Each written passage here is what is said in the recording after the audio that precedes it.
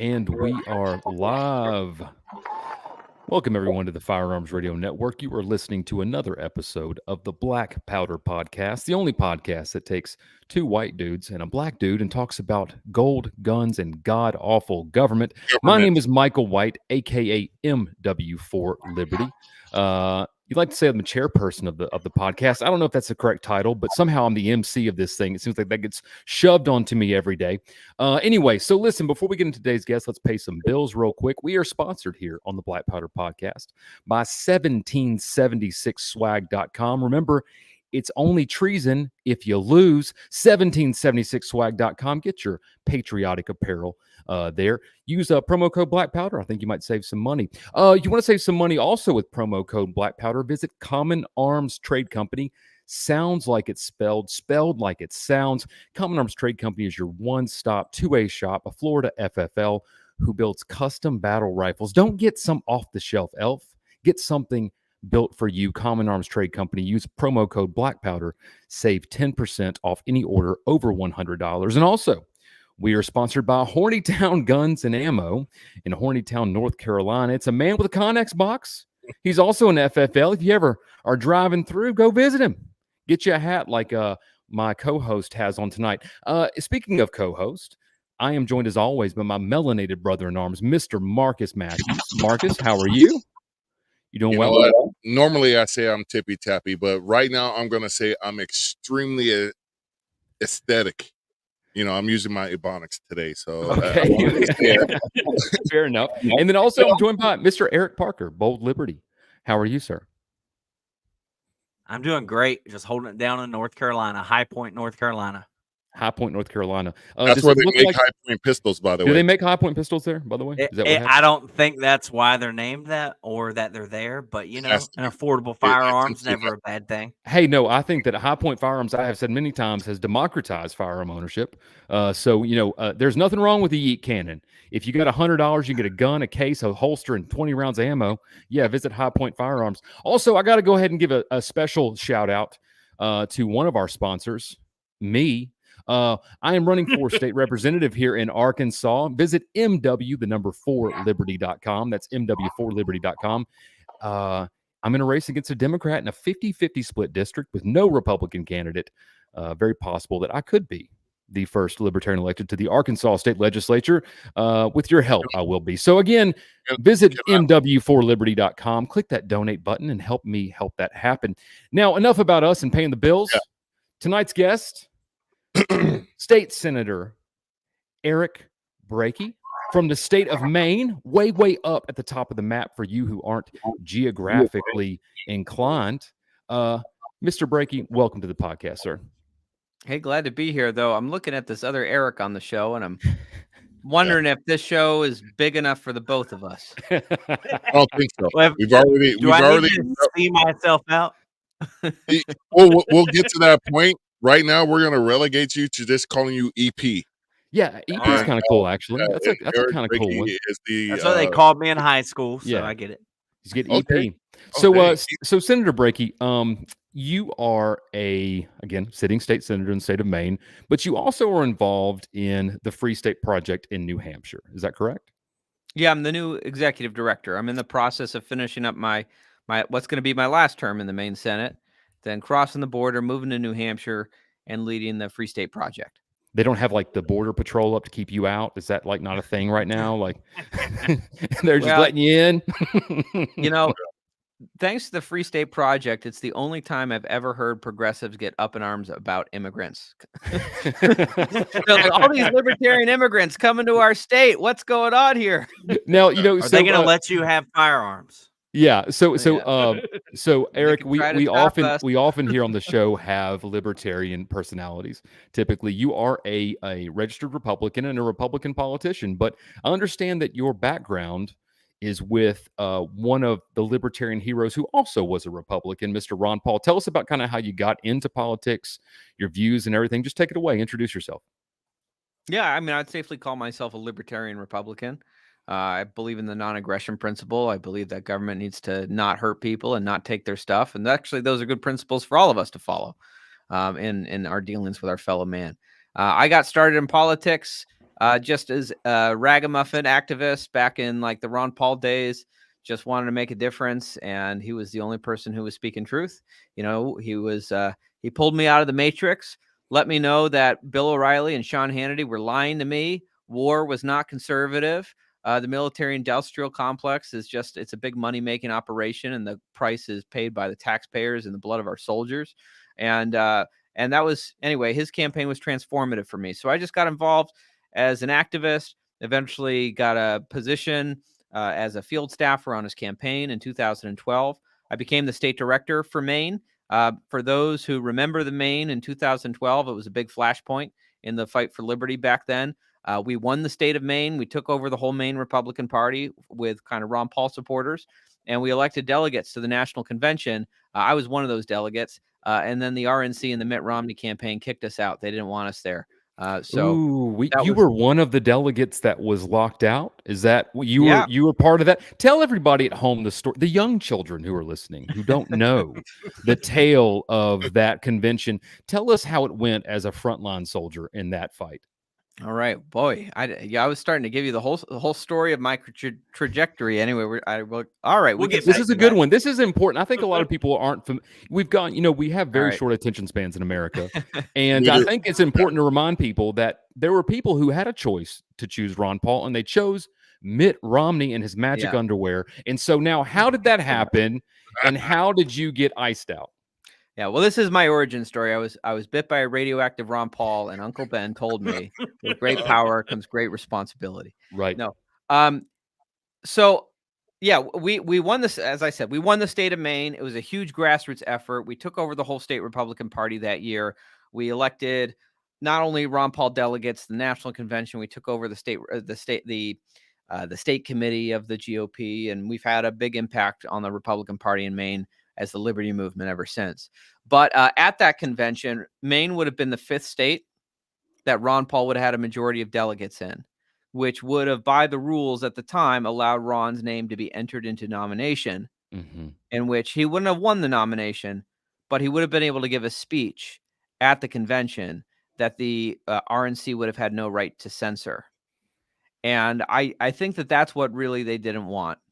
And so the Mitt Romney campaign filed a challenge against the Maine delegation, and it was kind of bogus. They were both the judge, the jury, and the executioner. At that point in time, the Mitt Romney campaign and the RNC were kind of merged. They're kind of like the same entity at that point. So it was kind of a stacked deck against us.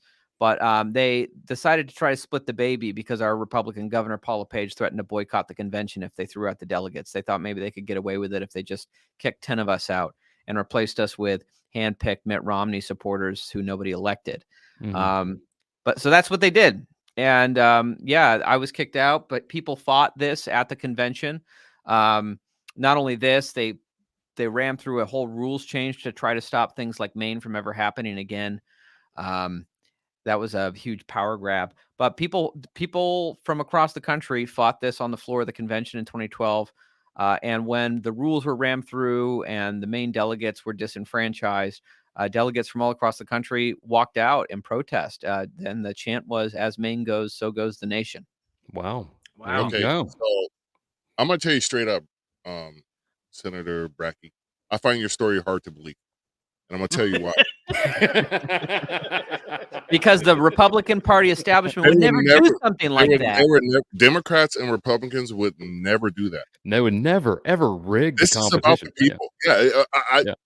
I'm kind of upset that we brought you on at this point. We didn't know we had a liar here. We didn't. Yeah, I mean, how dare you say that about Mitt Romney? That is so controversial that you. And John Boehner was there too. He had binders of women. You remember, he had binders of women. And Romney wouldn't do that. Okay, so continue the origin story. You bit by the radioactive Ron Paul spider. You get iced out of convention, and you continue your political journey. What brings you to here where you are now? Well, after that was said and done, I had heard that Rand was going to run in 4 years, and I said, well, we fell short in making Ron Paul president, but we did accomplish a lot of things along the way. We did take over the whole state Republican Party, and we had a huge impact. We were kind of like when the dog catches the car and is trying to figure out what do you do next. I never thought I was actually going to get here. Right. So I decided, I was going to keep going, seeing what I could kind of do to keep advancing liberty in my state. Nice. And try to be in a position to help Rand Paul become president 4 years later. That part didn't work out. Sure. But I ran for state senate. I took on a Democrat incumbent who'd been in elected office for 36 years and had never lost a race. He was older than I was back then. Or he'd been in office longer than I'd been alive. I was 26 years old, and I challenged him, and I beat him by about 18 points. Wow. It was kind of a big surprise upset. Yeah. I was really benefited by all the support I had with the Ron Paul Liberty movement, grassroots folks contributing and helping out. And I think that the advantage I had was being underestimated. By the time the Democrat incumbent was realized he was in trouble, it was too late. Right. So it was just aggressive door knocking and getting the message out and connecting with people and kind of trying to transcend this kind of, stock Republican versus Democrat thing and kind of just selling a liberty message. Yep. But using the Republican Party as a vehicle to do that. Right. So I got elected. I served 2 terms in the state Senate. I got some good things done while I was there. I was the author of our state's constitutional carry law. Maine was the 6th state in the country to pass constitutional carry, and I would argue one of the early first important dominoes that has kind of led to states. Now we're up to 28 states now with 29, I think is about to be in South Carolina. Yeah. All right. Boy, it's been dominoes ever since. It's Can you imagine? I was thinking about that. Remember 20 years ago, that was unheard of that there was it was just, I mean, we've really advanced 2A rights a long way in this country in 2 decades. Yeah. It has literally doubled every 4 years. I mean, this is interesting to think about, right? So you go back to the Bush administration, you had 2 states. It was Vermont and then Alaska, randomly popped off and passed constitutional carry. Because why not? Vermont had it for 200 years. It was just their thing. It was called Vermont style carry before it was called constitutional carry, right? Mm-hmm. And Alaska, 2003, just popped off and did it, right? But then not until Obama's elected president, then and part of that is people. Obama's elected president. Yeah, and he starts talking about taking people's gun rights away. He was a great gun salesman. He sold a lot of guns. He was the best. He sold a lot of guns. Yeah. So then you get Arizona, you get Wyoming, a few other states. Maine comes on board in his 2nd term. So it goes from 2, first term of Obama, you get to 4. 2nd term of Obama, you get to 9. So we got 1 extra. Then first term of Trump, you double again to 16. So if that holds true, then by the end of Biden's first term, we should be at 32. We're at 29 right now. We're getting pretty close. Yeah. I never thought we would get this close. I think we'll get to where, that breakdown will happen. And there will be oh, here's the ones that don't, here's the ones that are. And there we go. Yeah. So yeah. Well, hats off, man. Thank you for that. That is definitely advancing liberty in the nation and in the state. So thanks, man. Yeah. Eric, for those of us not familiar with Maine politics, which is most people, could you kind of break down the dynamics? Is it a purple state, red, blue? Are there different areas your specific race? How were you able to flip that seat from Democrat to Republican? Great question. Yeah, well, the district that I represent has always been the big swing seat for the state. Okay. It literally, with the exception of this past year, it predicted the Senate majority in every single election for the last 2 decades. Wow. Whichever party won it was in the majority. This is weird because I won it this time, and the Republicans are in a deep minority right now in the Senate. So in that way, I guess maybe that's a testament to what we were able to pull off. We defied history. Mm-hmm. But so that's that district. It is Maine as a whole. I wish I could say as a purple state. I like to think of it as a purple state. It was a purple state, in the post kind of Tea Party era, from 2010 to 2018. But in 2018, it took a sharp left turn. Democrats swept everything and have been plundering the people of Maine ever since of our freedoms and our paychecks, from things like removing exemptions for school children on vaccines. There's no religious and philosophical exemptions anymore. A lot of families have been fleeing the state because of that. They're going after gun rights right now. They've been hiking taxes. It's I'm proud of the fact we've still got good like cannabis liberty. That's one thing Maine leads on. But as far as, and I've done a lot of work on that, particularly on the medical side. But as far as and we still do have strong Second Amendment rights, but there's an effort right now. We'll see. We're going to be voting in the Judiciary Committee tomorrow on things like red flag laws and 72-hour waiting periods and all kind of unconstitutional stuff. So that's an ongoing fight right now. We'll see if we can hold that off. But Maine historically has been like, it's a very, it's mostly a very rural state, right? You've got like northern Maine is kind of like the wild frontier. It's still got that frontier attitude. The people who live in these regions just want the government to leave them alone. Like, don't. And that's the second congressional district of Maine. Is that right? The northern one is number 2. Is that correct? Yeah, that's the congressional district of Maine that I ran for Congress in a few years back. And the biggest city, I think, is Bangor, Maine. Is that that's the biggest city in that district? Is that right?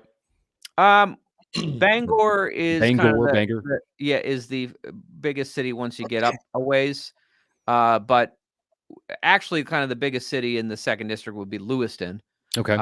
Which you may know there was a big shooting that happened there last couple of months that was in the news, and that's right next door to me in Auburn. Lewiston, Auburn are kind of twin cities around a river called the Androscoggin River, and together they're like the second biggest urban area in the state. Okay. Yeah. And then District 1 is on the coast. It has all the kind of, it's what you consider, I think, postcard Maine might be kind of the way we described it. Is that right? Yeah, it's good to think of District 1 as being Portland and the coast. Yeah. So that is where kind of like that's the hotbed of progressivism in the state, which has been really pushing the rest of Maine around. Mm-hmm.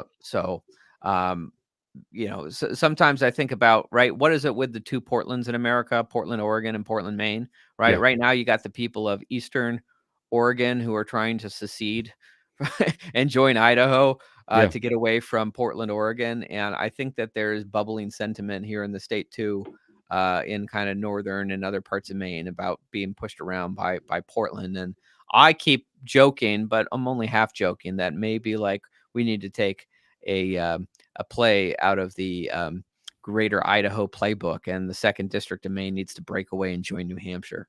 There you go. Yeah, well, if you're sitting in like the bridge of a ship, the left side of the ship is called the port side.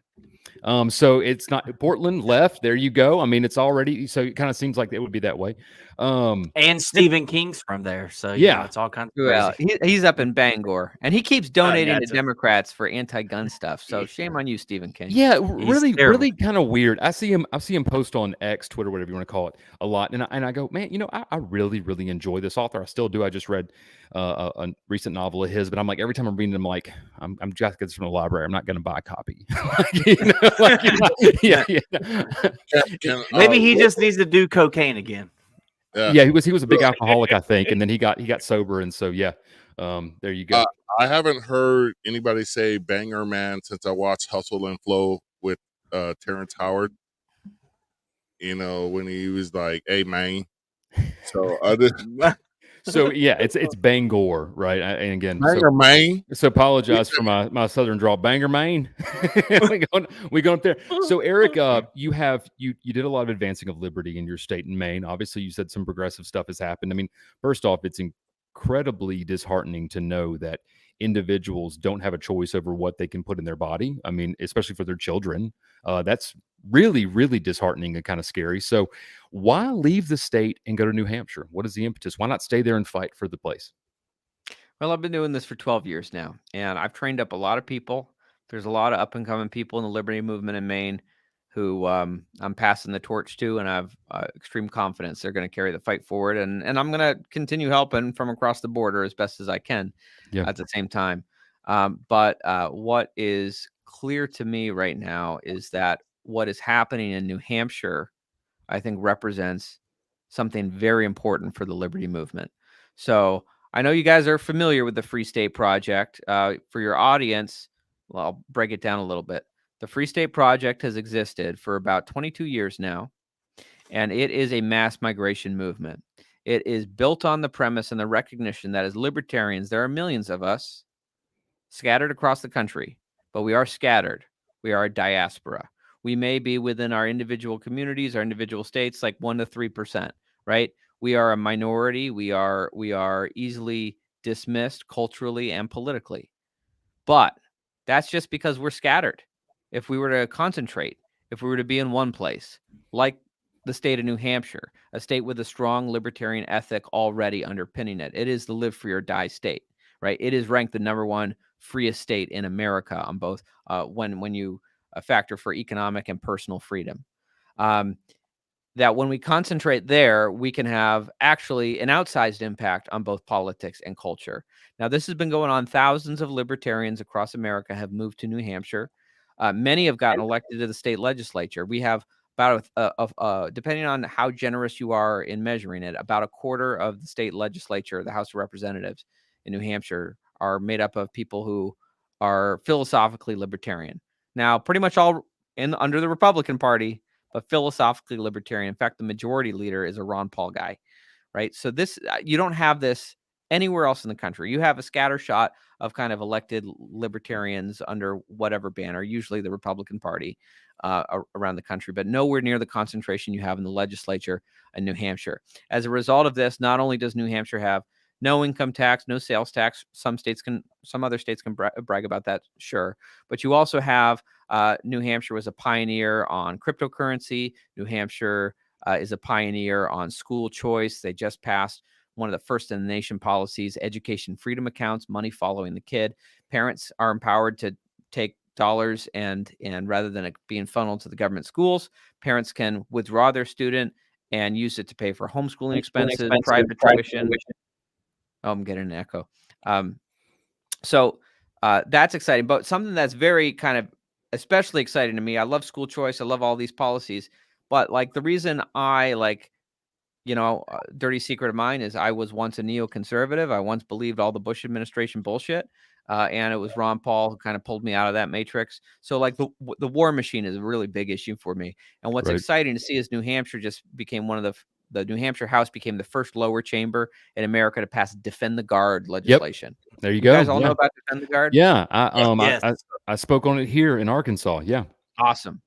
I think this is the single most important like policy advancement the liberty movement can be working on right now in state legislatures. And it's just, it would cripple the war machine, or at least cripple the way it functions right now, where Congress defers accountability. They're supposed to be declaring war. They never do. They don't want to go on record to be held accountable. Man. Let's just do an authorized use of military force. Then we can say we didn't want to do it, right? I mean, come on, man. Well, they won't even do that anymore because they know they can't get away with it.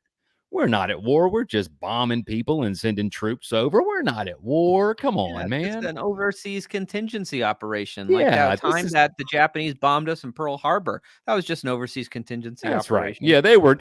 We bygones be bygones. Come on. You guys are traitors. You're all traitors. You're traitors. Last week you called me a terrorist, but real quick. So for those at home who don't know what the Defend the Guard legislation is about, it really is super important. Give us a breakdown for it. Give us a summary for the people at home. All right, I'll try to do it quick because I sometimes overtalk it. It's okay. You can. I like over talking this one. So yeah. All right. The National Guard is the militia, and under the U.S. Constitution, the U.S. Congress can only call up the militia for 3 purposes: to suppress insurrection, repel invasion, or enforce the laws of the Union. And when you look at like the war in Syria or the wars in the Middle East, where our National Guardsmen of the 50 different states have accounted for about 50% of troops on the ground. These wars don't qualify for any of them. Syria, are we repelling an invasion? No, we're conducting one. Are we suppressing an insurrection? No, we're instigating one. Are we enforcing the law of the Union? Congress won't vote on it, so there is no law. So therefore, the states have the absolute authority through their legislatures and their governor to call their National Guard troops home and say, if you want our men and women in uniform, then Congress has to vote on it. That's their responsibility. That's their obligation, and they're not doing it. And so our sons and daughters are dying over there with no clear articulated purpose or mission, and the wars just go on for the benefit of war profiteers. And so this is a way where Congress won't take accountability. The state legislatures can step up and force accountability. Yeah. So, Senator, the last time we declared war was when? When was the last time in this country we declared a war? constitutionally? WW2. Wow, isn't that amazing? Yeah, for the people at home. There's still people, I say that After too. that overseas contingency operation. Yeah, it there's still definitely people I say that you think that would be like a common knowledge thing. And you said people and go, no, we were in Vietnam and then we were like, they were in Iraq and I'm like, Korea. And I'm like, they weren't wars. They weren't, according to the Constitution, they weren't wars. No, we can't say the United States has won a conflict since World War II. Well, because we don't try to win. We're not winning anything. Yeah, when we declare war, we win war, but we don't. Yeah, so just like, that just goes to the money. thought that all of these conflicts were to prop up the industrial military complex. That's what it all boils down to. And then when you think about that, I start questioning the intelligence of Americans. And I'm not trying to be mean, but I told you in the pregame, I'm kind of y'all dumb. Yeah. Yeah, I don't want to go there. My question to you, yeah, because the American public, we're the most propagandized people in the history of the world. Indeed, and when you think of the term propaganda, automatically Americans think of the Soviet Union. They think of communists bringing propaganda, but they don't understand they're getting the same shit, but it's so glazed over with sugar, salt, and fat, the three elements that Americans need in their diet, that they don't understand that that's what we're getting. And to that point, I want to ask you, Senator Brakey. I'm sorry.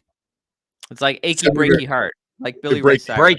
Why is liberty so controversial? Good question. Because freedom is dangerous. It's dangerous to the people in power. It's dangerous to the people who control the narratives.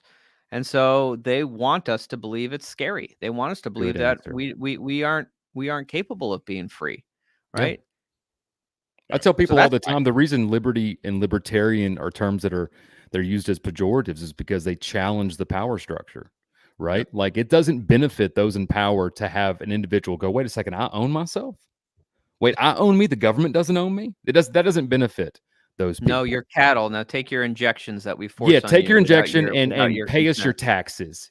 Yeah, give us some money. So New Hampshire, obviously, like you said, legislatively, has been now this sort of bastion of liberty and the idea of moving there. What is the Free State Project, though, doing in relation to that? So the Free State Project is promoting the idea of getting libertarians to move to New Hampshire. Okay. We've been actively recruiting people for decades, and also we are doing what we can to get the message out to libertarians across the country about just what we're doing. That's why I'm. Is this why once a month someone comments to me on X and says, "Please move to New Hampshire"? Yeah, exactly. Okay, because you're not a real libertarian if you're in Arkansas. What are you doing? Yeah, no, apparently not. I feel insulted. Yeah, Marcus is the only real libertarian. I am the only real libertarian. So if you were a real libertarian, you'd be moving to New Hampshire right now. So right. you're wrapping up your time in May. We all have our arbitrary litmus test, right? Buds in Reality says liberty is the idea whose time has come. Murray Rothbard. How are you doing, Sean? Thanks you for commenting. Like that dude right there. Anyway, Eric, I think Mr. Parker, Eric Parker, you're about to ask a question. Yeah, but I forgot what I think I was gonna say. So why did y'all choose such a cold state? Yeah. Hold on, Eric. I gotta, Eric. See, I'm a Florida man. I think I know where Marcus is going with this one. Yeah, I think I know where you're going, Marcus. Eric is Florida. We're both tropical people. You know what we don't have in. You know what we don't have in New Hampshire so we don't have droughts, right? Like you guys have in California, because you guys don't have that in Florida, right? And we don't have crocodiles or alligators. Whatever it is. They got some crocodiles now too. They got crocodiles now too. Yeah. All right. Yeah, I moved to North Carolina to get away from that. So I'm originally from Louisiana, and alligators aren't anything to really worry about. Yeah, bullshit. They're not. Bullshit. Yeah, no, they're not anything to worry about. Yeah, swamp puppy. There's nothing in New Hampshire that's gonna snatch your baby. Not even the state, because we can't. That doesn't sound fun. Don't you have timber rattlesnakes? Yeah, you got some. I heard there's a book about bears. Or something. Yeah, bears and moose. Moose will jack you up, dude. Moose don't F around. Moose are whatever. Dangerous. Whether you're driving down the road and one runs in front of you, or you're just taking a nice hike. And or then, just breaks into your house, Yes. steals your kids. Hey, you leave the moose alone, the moose will leave you alone. oh my God. So Senator Brakey, your term is ending in this year. Is that correct? End of this year, your That's right. last Senate term. So where are you going to move in New Hampshire? Do you have a place in a locale you think is better than another place?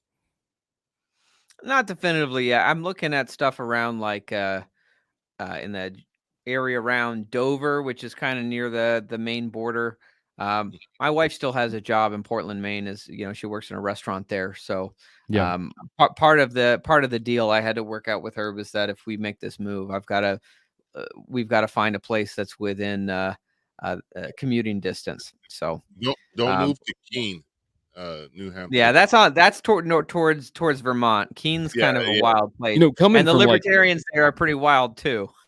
coming from like down That's here, like weird. Eric, you're In a like, good way. and Marcus too. Marcus is in a huge geographic state. Like, it's amazing to me that so many states can be so like together, right? Like, you're like, oh man, I'm just going. My wife works in another state, and we got to just live in a place where she can commute easily. I'm like, what are you talking about, man? Like, what do you mean? Yeah, what's going on with the state of Taking a Jefferson? up there? 4-hour They've been trying commute to break every away for day? half a century, right? So let's, if it's okay with you, kind of want to shift gears a little bit on that situation. How do you go about promoting the Free State Project? What is it specifically that you see as the vision for the organization? Well, the vision is liberty in our lifetime. It's a homeland for people who like love that. liberty. I love Right? that. This is you can be a libertarian wherever you want to be, right? But you're going to be trampled upon in other places. You're going to be a minority. You're going to be dismissed. It's going to be very difficult to have an impact on the politics and the culture. Or you can come to New Hampshire. You can be a part of a thriving and growing community of libertarians, thousands and thousands of people actively involved in the state of New Hampshire, like you don't see in any other state. It's not just that we're having an impact on politics. We're having an impact on culture. We're building community. Whatever your passions are outside of politics, outside of liberty, you can find liberty-loving friends to do it with. Maybe your passion is hiking. Maybe it's like Dungeons and Dragons. Maybe you're a fisherman. Maybe you want to like start a knitting club. Whatever your thing is, like when you have thousands of people together, when you have a thriving community, there's people who share your interests. And so I think that one thing that we are often suffering from in the libertarian community is loneliness. Is we are not, our views are not generally understood because the narrative machines are working so hard against us. And so you can start to feel like you're the crazy one, the one sane person on the island of crazy people seems like the crazy person. Or you can come to New Hampshire and you can be with people and build a homeland, build something where all libertarians across the world know this is the homeland for liberty. And we're going to get it in policies. We're going to get it in culture. And the policies that we're passing here in New Hampshire, not only do they create more freedom for the people who live here, but it becomes a lighthouse and a beacon for the rest of the world and the rest of the country. And so the liberty policies we pass here, like school choice, like constitutional carry, they happen first or near first in New Hampshire because we have the ability to get those policies passed with what we built here.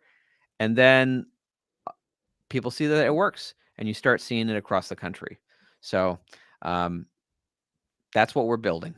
I got you, man. You hit on a good topic there. You hit on a good topic there. So it's not just about, focusing inward and building your own community. It is about getting together in one community, but also messaging outward, just kind of like, I guess, attraction rather than promotion, I would assume. Kind of like we're doing it so good here. That's why liberty works. Kind of. Is that what you're saying? Yeah, I mean, like the founders' original vision for America, right? Sure. We were supposed to be the shining lighthouse on a hill. We were supposed to set a good example for the world and lead by others emulating us because they want what we have. They want the prosperity. They want the freedom.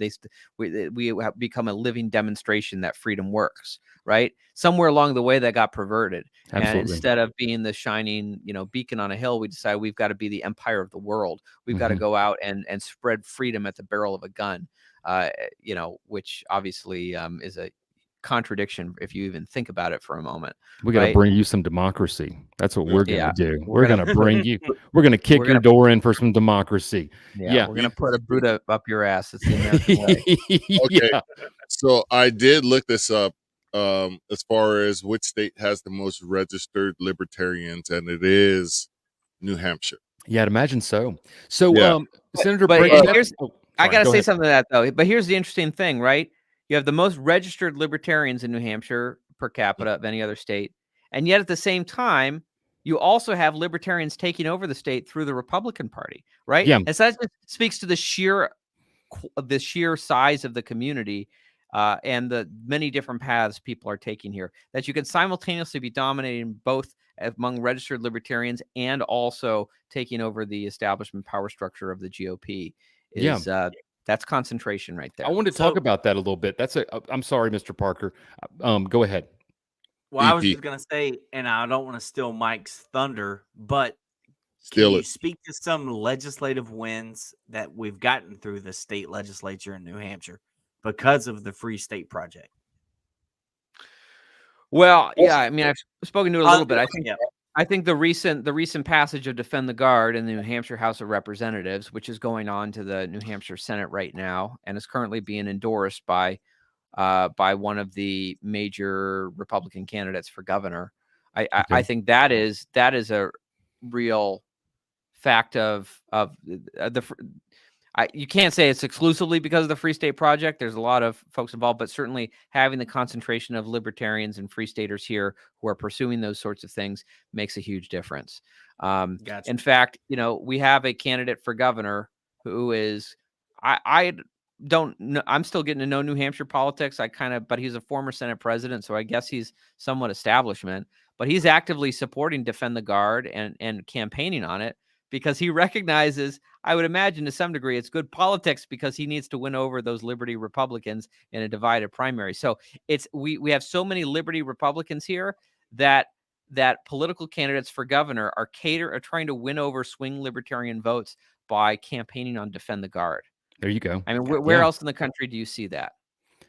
Gotcha. I don't think I see that anywhere. But that kind of brings the point to my question is, in pregame, we were talking about you had a debate with Dave Smith, or a discussion with Dave Smith, regarding which was the best vehicle for the advancement of liberty. Was it the Libertarian Party officially, or was it the GOP Republican Party, but with a liberty base, right? And I guess obviously probably in that discussion, you took that option, saying, hey, this is the best way. Kind of elaborate on that a little bit. Yeah. What I argued, I think this debate was probably about 3 years ago now. We did it on the Lions of Liberty podcast for anyone who wants to go find it. But yeah, I argued that the GOP is the more effective vehicle for advancing liberty, and he argued the Libertarian Party was. I think what my argument tends to boil around is that this was at a time the Mises Caucus was bubbling up, and their goal was, we're going to take over the Libertarian Party. And I said, hey, that's great. I suppose there's some benefits to that, but I think that people are trying to take over the Libertarian Party because it's easier. Right. And it's easier because it's no threat to the establishment, right? That's They're correct. not guarding the Libertarian Party, right? But the neoconservatives have been fighting for decades to control the Republican Party, and we are starting to wrest that away from them. Certainly, it's in coalitions with people who don't totally agree with us on everything, like the America First folks. We might have some. Yeah, there's areas where we part ways, but we tend to actually overlap quite a bit on foreign policy issues, which I think is very important. But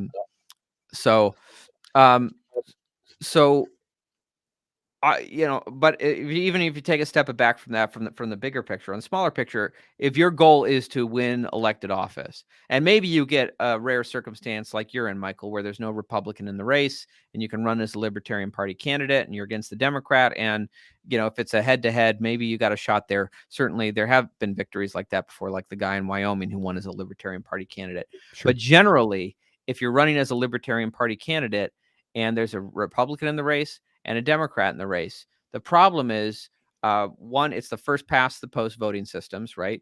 Mm-hmm. It encourages people to vote for the lesser of two evils rather than for the person they like best, because they don't want like Hillary Clinton to win because they hate her the most. Right. So they're going to vote for the person they think is most likely to defeat her. So you've got that. You've got all the problems of like brand loyalty. Like there are people who are going to vote R no matter what, D no matter what. And when you factor those people, it's just a math problem, right?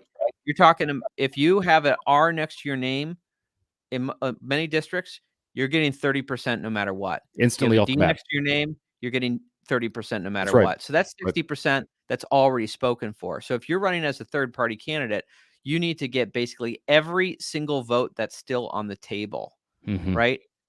So you got to go from And then with very 1%. limited resources, right? Right. Without Right. all of the machinery that the establishment parties have, right? I mean, Yeah. so you have donor lists, you have groups that advocate, that work on data, that work on polling, that work on everything that really the LP doesn't have. And I mean, it's not the LP's fault necessarily. They spend a lot of time just trying to be on the ballot. But I'm with you. I mean, there's no doubt that if you want to win a race, in most areas of this country, I mean, 98% of races, 99%, you need to be one of the establishment parties. I mean, you just need to be. That's really the truth. I mean, messaging races are great. Like you said, there's not very often that there's a race like the one I'm in that's a winnable, and there's no like I'm throwing my vote away or I'm doing this. I mean, I get it, man. I do. Yeah, and I hope you win. It sounds like you've kind of got the right sweet spot to be in a position to do that. Well, I think too, like, you talked about like the legitimacy of it. I would like to see the possibility, at least on state levels. This is what I hear a lot, and you can probably speak to this too. I have seen some Republican politicians that I know fairly well who have voted in some ways that I know are against their principles on some state issues. And I ask them, hey, why'd you go this way? And sort of the gist of it is, Michael, I have a lot of things that I want to do and for my district. I can't do them if I'm not here. But if I didn't go this way, I'm going to get primaried out, right? They're going to push me out. It'd be nice for there to be an option to where that was politically viable for those individuals to feel comfortable to come, bring their donor bases, bring their political willpower. Is that a pie in the sky dream? Maybe it is. Of course, ranked choice voting fixes a lot of this possibly, which is also something that gets fought against. New Hampshire doesn't have ranked choice voting, does it? No, it doesn't. And Maine only has it for federal elections and primaries, right? Because of a constitutional issue. Okay. Senator Brakey, I think I saw a post. You're currently fighting against national popular vote in Maine. Is that correct? Yeah, that's a big fight I'm leading right now. I've been getting thousands of petitions from Maine people, putting pressure on the Democrat-controlled legislature to reject it. It is, well, frankly, I'll say this: if you are a small state that is throwing your weight behind the national popular vote, then you've got stupid people in charge, right? The Electoral College was created so that small states would have a say in the election of presidents, and it's that way by design because back in the early days they didn't want like Virginia and New York basically picking the president every cycle. The small states said, if this is how we're going to do it, we're not going to be a part of this union because we are not one giant nation under a unified national government. We are a collection of societies, 50 different societies, and they all need to have a say in things. And you're going to see under a national popular vote system, putting aside the logistical craziness that would result from this whole interstate compact they're trying to do, but just like what you would see under a national popular vote, if it actually worked, is you would see the incentives for presidential candidates to only campaign in big cities. They're going to go to New York, they're going to go to Chicago, they're going to go to Los Angeles, and the rural areas across the country are just going to be totally forgotten. And civilization, I think you go back to Rome. Like civilization depends on a balance between urban and rural interests in the decisions of government, because having people who understand mass transit systems is great in government, but you kind of want people who understand our food systems too. There you go. Right? Yeah. Well, like we grow the food for you. Yeah. Yeah. If I could finish my mission of taking over Los Angeles, I don't have a problem with the popular vote being the linchpin to electing a president, because it would all be because of me. And that's not anything selfish. I'm not trying to say I'm the perfect person. I am trying to say I'm the only real libertarian. Marcus, start converting LA to libertarianism, and then you might change. All right. How about we just, since Marcus is the only real libertarian, I have the perfect system.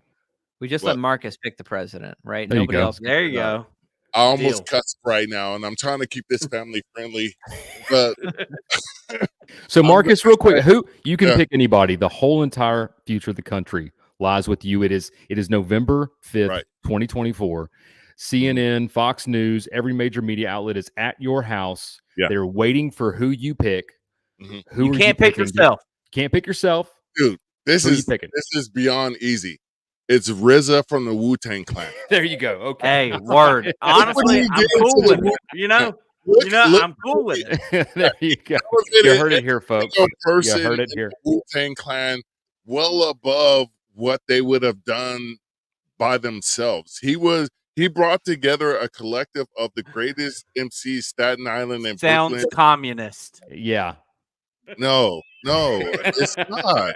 Come on. You know, if you're from my generation, you watch Kung Fu Theater and you knew about the Wu-Tang Clan when you were like 8, 9, 10 years old. Yep. And then for it to come to fruition with the Wu-Tang Clan being the greatest group of MCs ever put together in popular hip hop music, how could you dispute any fact that I'm Okay. saying right So now? who is VP in this? And it can't be another member of the Wu-Tang Clan. It has to be somebody different. Oh, Who's it's me. VP? It's 100% me. You can't pick you. That was one of the rules. Yeah, no, that's Yeah. bullshit. Okay, I'll go for Secretary of State because that's what I asked Spike Cohen. If when I endorsed him and Berman Supreme, I asked him for a cabinet position and Secretary I of asked State. for Secretary of State because Okay. I will go from country to country and tell everybody to fuck off. Hey, I we're tried family to keep- friendly. We're trying to keep it family friendly Yeah, here. but I'm Podcast, Marcus. That went out the think- window. We let you. We we let you him go. get on a Sorry rant. about that, Sorry. Senator. We Just Just apologize. imagining now Marcus Okay, showing up my at guy, like sorry. Switzerland Yeah. and being like, "You guys aren't real libertarians." Yeah. Hey. You gotta do what we say. That's what we're gonna. That's what we're gonna. I want to gonna ask make it. Eric that same question. If he had a choice to, pick who would be Eric president, Senator or Man. Eric Parker. I would have said EP if I was referring to my good friend from North Carolina. We're So talking Senator about Brakey, This you, is for you- you, the Senator whole Brakey. world picks. You have to pick the president. Who is it? Who you picking? And so it's got to be like at the age they are right now. current. Yeah, they have to be Yeah, alive. That's because Yeah. I could yeah. say like Ron Paul, but he's kind of getting too old Hey. for that. He's not. He He's So got- are the other two guys. Yeah, I don't Well, know if you know they're pretty old too. Yeah. All right. I could be completely uncreative and say Rand, right? Like Sure. he ran, he'd be great, but that is a little conventional.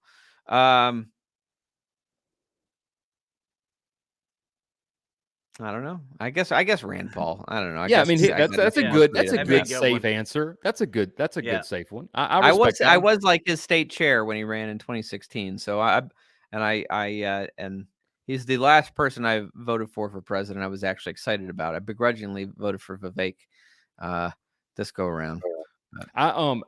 In the primary here, even though he wasn't running, I voted for him just because, like, why not? Like, I mean, I knew he was going to win. We knew he was going to win in Arkansas, right? And so, like, Yeah. at the end, I think like 400 people voted for him in the primary here in Arkansas. I'm Rand? wondering, for Ah. Vivek or Vivek Oh, gotcha. here. Yeah. Buds in Reality says Lars Mapstead. Yeah, Lars Mapstead. That's Yep. I'd pick an LP candidate. I think is who I would pick. Oh, But again, I don't want that responsibility. Don't put that on me. Yeah. I met Lars a few years ago at the Porcupine Freedom Festival hosted by the Free State Project that everyone should come to this Everyone June. should come. Okay. Yeah, plug it. So this June, you're having a festival. Where can people find out about this festival and the Free State Project? Free State Project, you can find out about at fsp.org.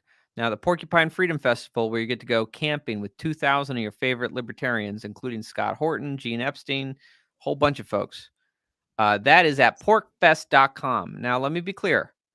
This is pork with a C, kind of like Eric is spelled with a C. Eric Parker knows what I'm talking about, right? So it's not with a K, right? If you go to porkfestwithak.com, I do not know what you are going to Don't find. know what that's going to be. Disclaimer. So I hope disclaimer. that you're just going to walk away with some delicious barbecue. All right. Yeah, That's but the we don't best know. case scenario. It There could might be some sausage police there, not the porn. kind of sausage you're But- thinking. Yeah.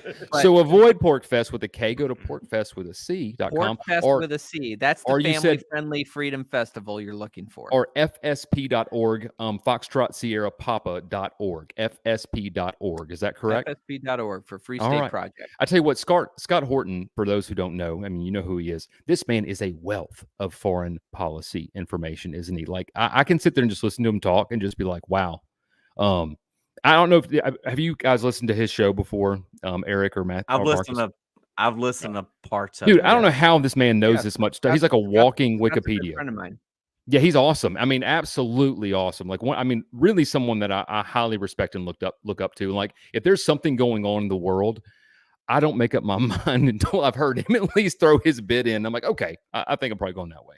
So, all right. All right, Senator Brakey, I have a question. You can dodge it if you want to. How Yes, soon go. after moving to New Hampshire are you going to get involved in politics?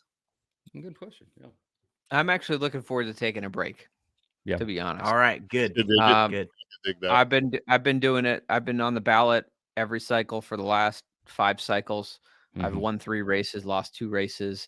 And I'll tell you, as a libertarian, every time you run, you're kind of like going against your instincts, because our instincts are to run for the hills, not to Right. run for office. That's So right. Yeah. I feel like I've done my time. I've trained up others. I'm passing the torch. I'm going to go build community for a while. I'm going to focus on family and a lot of other things. But I also know that probably, you know, it's in my blood. I'm not going to be able to escape it forever. So who knows? Probably who knows? Maybe I'll do something much smaller. Maybe I'll run for New Hampshire House of Representatives one day. There's 400 of them, so it's like And they only get like $100 a year, right, as a salary? yeah, or something like that? $100 a year. There's a big argument over that. Actually, some people say, Ah, you know, this was shouldn't be. supposed to be $100 when $20 was an ounce of gold. Yeah. Well, so 5 ounces of gold. So in the $10,000. Fed, and we'll go back to that. So right? $10,000. In the Yeah, Fed, Yeah. we'll go back. 10,000 Federal Reserve notes. Okay, so Senator Brakey, what I kind of know what brought you to this movement, because you spoke to Ron Paul a lot, but what keeps you going as far as how you see the future for the liberty movement? What is your main motivation?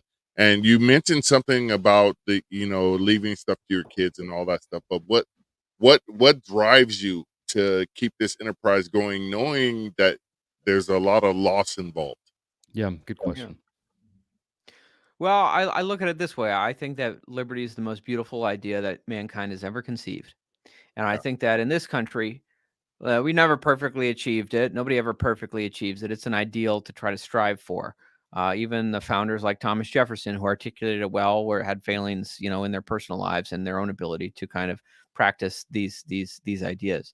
But at the same time, I look at this as kind of like, this is a generational struggle. This is an idea. This torch of liberty has been passed down generation to generation to generation, from Thomas Jefferson to Ron Paul to all of us today.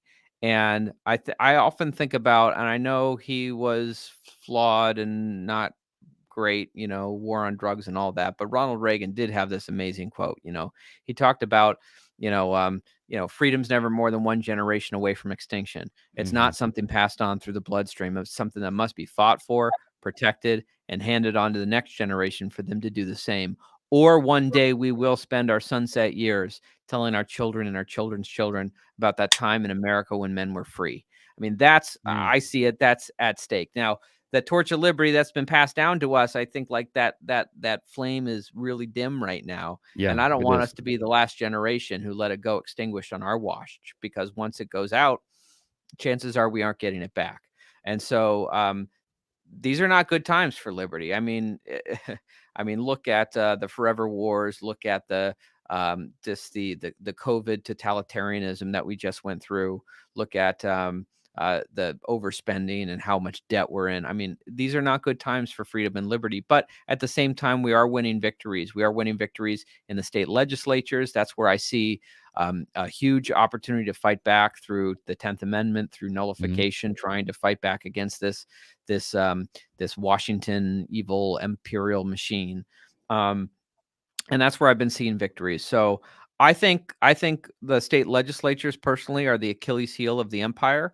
I think that the construction of the Constitution still gives the state legislatures a lot of power. They just don't know how to use it, and they don't. And there's not always enough courage to fight back against terrible things coming out of Washington D.C. But that's where I see hope, and in particular, kind of through this idea of that I'm getting on board with now of concentrating people in one state to use the apparatus of a state to proactively fight back and nullify the federal government and the evil things that they do. That gives me hope that we can, take this torch that we've been given, that's light is burning real dim, and we can put some lighter fuel on it and get it burning bright again. And we can really have something to fight for and defend and pass on a legacy to our children that's better than what we received. That's absolutely beautiful. Thank you for that. Yeah, we're gonna cut that part out right there, and that'll be like the clip of this show, because that was absolutely gorgeous.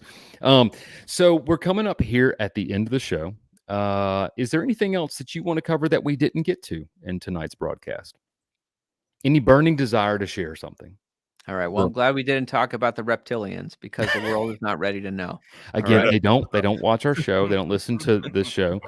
We have a subsonic carrier wave in the broadcast that keeps them away. What is the tone? It's like 432 hertz or something. Is that what it was, Marcus? If we plugged into this, man, why are you bragging upon your ham radio shit on me, bro? I know you're like way out there, bouncing shit off the atmosphere. Stop trying to upstage me. I hold you above me. Guys, y'all have any questions for our guest tonight before we end up wrapping this the broadcast up? Eric, EP. Man, I had something and I lost it. All right. Hey, I'm going to wait, no, I got it. Okay. Have That's you beautiful. been shopping for snowmobiles? You already you live guys- up there. yeah. so, People love snowmobiling up here, but it's never really been my thing. Really? Gotcha. But I'll fight to the death to defend your right to snowmobile. There you go. That's there you right. Absolutely.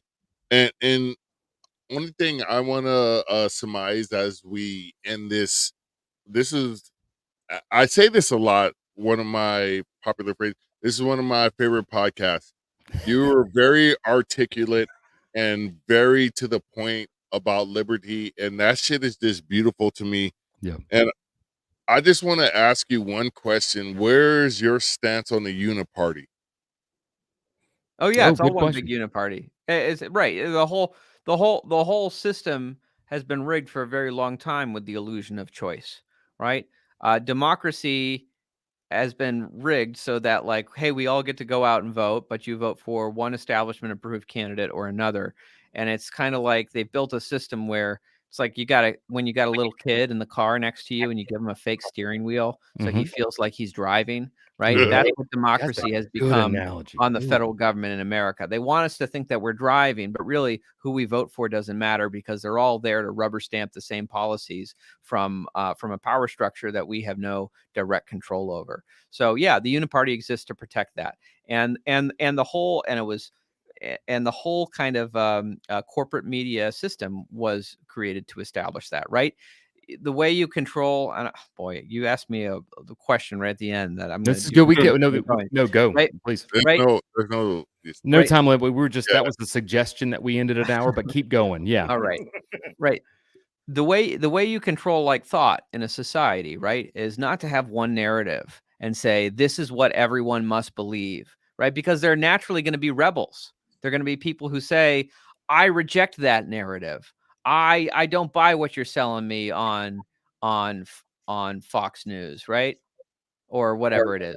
And so then you have to have a second narrative, the official sanctioned counter narrative, right? Mhm. So now you have the illusion of choice. You can watch Fox News or MSNBC, right? And you feel like I'm so much better than those people who watch Fox News, who believe all these corporate lies. I'm going to go drink my own corporate lies over here, right? And so all of these narratives ultimately lead to the same thing, which is a growth of the national apparatus, more power concentrated in Washington, D.C., forever wars, loss of civil liberties, an out of control monetary policy that's destroying our currency. all leads to the same place. But by giving people two opposing controlled narratives to choose from, they feel like they have a choice, and that is the uniparty, right?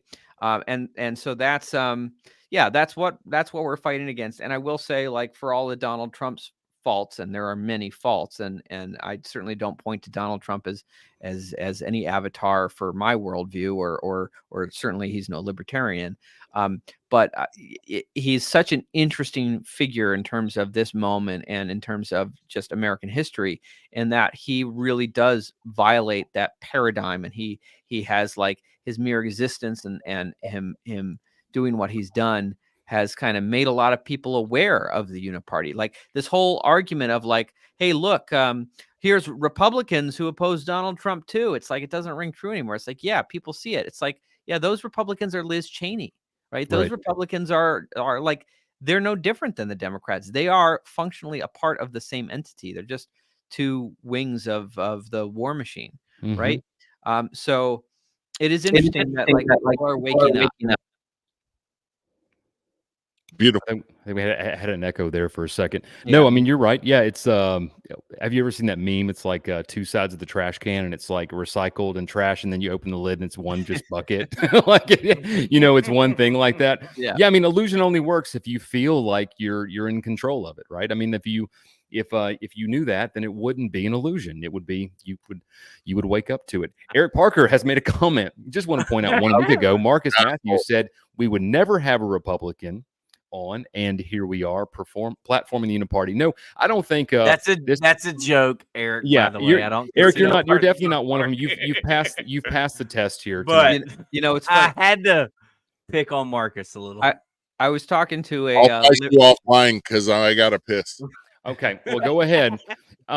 Yeah, we got it. We'll wrap it up here then. All right. So I'll share this final story. And Okay. First, I'll say, folks who want to follow me can find me on Twitter at Senator Brakey. All right. But this last story. All right. I was talking with a legislator in New Hampshire who I think said it very well. He said, being a Liberty Republican in the legislature, it's like being in The Walking Dead, right? You know, the TV show where they realize that by covering themselves and, like, the guts and the smell of the zombie horde, they can walk amongst the zombie horde and help steer it in the right direction. Oh, that's a good one. Right? But occasionally someone steps on a rake or something and exposes themselves, and, like, the rest of the horde realizes they're not one of them, like Justin Amash did, like, Yeah. But how have you been able to stay covered in goo? Well, I think that Republicans appreciate that on a lot of issues that they really care about. I've been, like, out in front fighting on constitutional carry, defending the Electoral College, welfare reform, a lot of things that, like, I've been, like, the boldest in the Republican Party to fight on things that really matter to them. So when I'm out there, like, also fighting for medical marijuana, they're like, well, maybe we don't agree with him, but that's the guy who got us our gun rights. That's right. Exactly. Yeah. And I've always been, like, a heretic on war in the Republican Party, but the base of the Republican Party is finally starting to shift our way, right? The Liz Cheneys are on the outs, and suddenly it is within the realm of allowable opinion within the GOP to question war, which certainly for those of us who grew up under the Bush administration, that was like, being pro-war was more essential to being a Republican than being pro-Second Amendment or pro-life. Than anything. It was more, I mean, so I'm imagining we're sort of the same age. I'm 42. How old are you?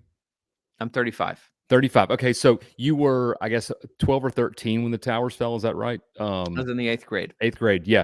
So you remember, you were cognizant enough to remember what that time was like, and yeah, there was, if you weren't for just annihilating anybody that the establishment said to annihilate, you were with the terrorist.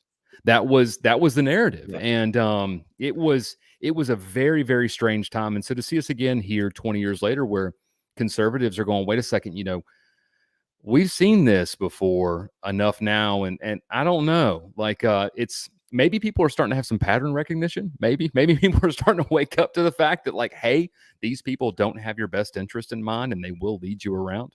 So again, Senator Brakey, thanks so much for being here on the podcast with us. I hope we can have you back again sometime here in the future. the Free State Project and everything you got going on. Again, plug how to find you and how to find the Free State Project one more time. All right, you can find me on X at Senator Brakey. You can also follow the Free State Project when you're there. I think it's Free State at Free State NH.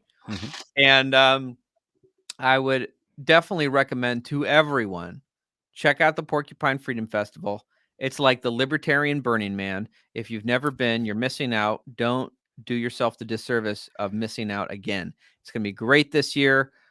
Lancaster, New Hampshire, this June. I don't have the dates right in front of me. Otherwise, I'd tell you. But you can find it at porkfestwithac.com. There you go. You can live out in the woods with a bunch of libertarians, shave off little pieces of gold to buy concessions. That's how they're going to run everything there, or just barter. You know, Bic lighters, I hear, are going to go up in value by the time that we get to the festival. Anyway, so to wrap this up, my name is Michael White. It's been a pleasure to host tonight's episode on the Firearms Radio Network. We appreciate you for tuning in to the Black Powder Podcast on the Firearms Radio Network. And remember, visit our sponsors, 1776swag.com. Common Arms Trade Company, and if you're ever in North Carolina, Horny Town Guns and Ammo, we appreciate it very much. Marcus, you want to take us off with the standard thing that we do here? The standard thing, and I salute Senator Brakey for moving to this great state of New Hampshire, because it is the theme of that state. And with always, I wish my fellow Americans and people in the Liberty Project, the Free State Project, excuse me, live free or die. Or die. Now the world's longest click. Watch this, Eric. See, Marcus takes about 20 seconds, and so we always have this. Not me. It's the here we go. There we go. He's gonna